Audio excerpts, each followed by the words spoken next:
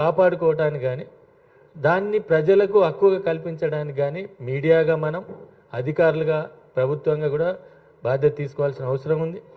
నేను దానిలోకి వెళ్ళను, చాలా సమస్యలు ఉన్నాయి. అవన్నీ మీరు ఎట్లాగ అడుగుతారు? చాలా అనేక విషయాలు సార్ దృష్టికి కూడా వెళ్ళాయి. అనేక మంది సార్తో మాట్లాడిన వాళ్ళు ఉన్నారు. కాబట్టి ఆ ప్రశ్నలన్నిటినీ వచ్చిన ప్రశ్నల్ని సారే నిజానికి ప్రతి ప్రశ్నకి సమాధానం చెప్తారని నేను అనుకుంటున్నాను. ఎందుకంటే ఇప్పటికి ఆయనతో 100 మంది మాట్లాడి ఉంటారు, ఫోన్లు చేసి ఉంటారు, పర్సనల్గా కలిసి ఉంటారు. రీసెంట్గా ఒక ఓటుకు సంబంధించిన హక్కుగా పనిచేస్తున్న సంఘాలు కూడా కలిసి దీన్ని కొంచెం పోస్ట్పోన్ చేయాలి, వాయిదా వేయాలి ఆగస్టు వరకు, సెప్టెంబర్ వరకు అని అడగటం.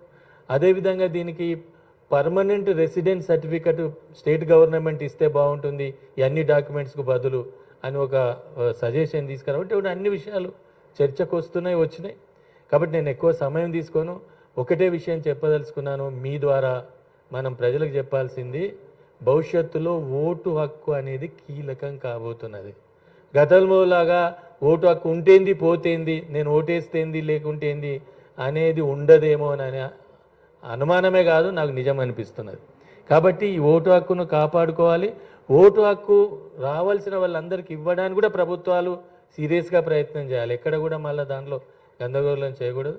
కాబట్టి ఈ సమావేశం, ఈరోజు ప్రెస్ క్లబ్ నిర్వహిస్తున్న సమావేశం నా దృష్టిలో చాలా కీలకమైన సమావేశం.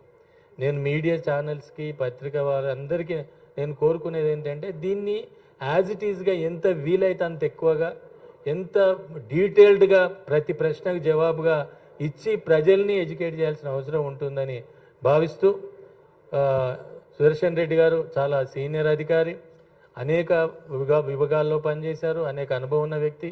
కాబట్టి అటువంటి వ్యక్తి ఈరోజు ఇక్కడ ఉండటం అనేది కూడా, అందరం గ్రామాల నుంచి వచ్చిన వాళ్ళమే, అందరం పల్లెల నుంచి వచ్చిన వాళ్ళమే, పల్లెల్లో ఉండే సమస్యలు అన్నీ ఉంటాయి.